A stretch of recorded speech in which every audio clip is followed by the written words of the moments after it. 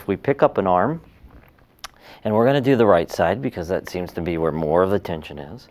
If we pick this up and range it, we're going to come up and we're going to just see how far it goes without binding, and it binds about right there. And then it's more of a struggle to get the arm up from there. If we take the arm straight out and lift it up, about to here before it starts to bind. So we'll check those too. What we're going to do for this technique, this is the joint articulation or articulation release technique for the shoulder, elbow, wrist, and up into the neck. So we're going to go ahead and feel the craniosacral rhythm in an arm. So that's the internal rotation.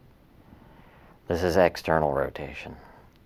So both the upper and the lower part of the arm are in rhythm, but the arm itself feels like it's about 2 inches in front of the shoulder to me. It's just a felt sense, a perceptual awareness that the arm is out in front of the shoulder, at the shoulder joint. So now we're going to ask the arm to go into a position that stops the craniosacral rhythm. And it's right there. So it was very close to where we were. James, all that movement stopped in your arm.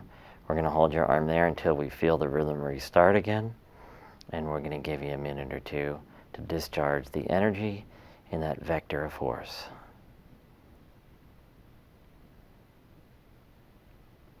You feel the rigidity there now, don't you? Yes. Yeah, it became very rigid and immovable.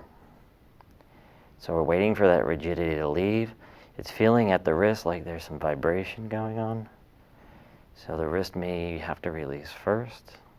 It's starting to travel down the arm, the energy that's caught in the vector, and that's movement that you see is energy moving out of the arm from the shoulder.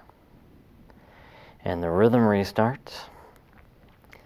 We're going into internal rotation and external rotation, and we're going to ask the system to take us to another vector of force, which is up and in, like this. So his arm might have been on the steering wheel when he was hit. Forces came through the vehicle, up through the body, and compressed the shoulder. So we're going to hold this position, there is no rhythm, and wait for that to discharge. Notice that I'm not allowing his arm to move. We're going to hold him in this very position for as long as it takes for the rhythm to restart.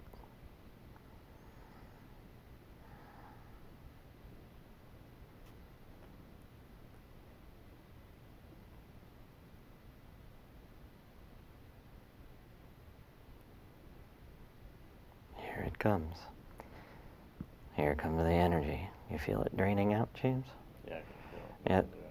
Yeah, it's starting to drain out. It just took a minute or less, really, for that energy to start draining out. Here we go. So I'm holding the compression, but the arm is starting to lengthen. And then at one point, the arm will start coming back out of the shoulder girdle again. It's getting very heavy, isn't it, James? Yeah. It's getting hard to hold up.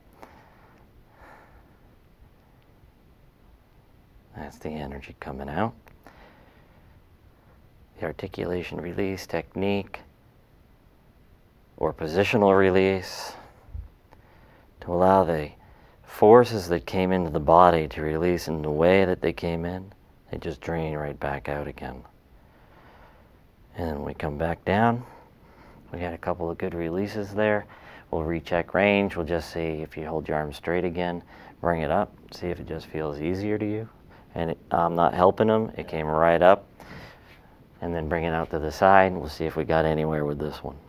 Yeah, that's much better. 10, 20 degrees more with that simple technique. We didn't have to do a lot of deep tissue work.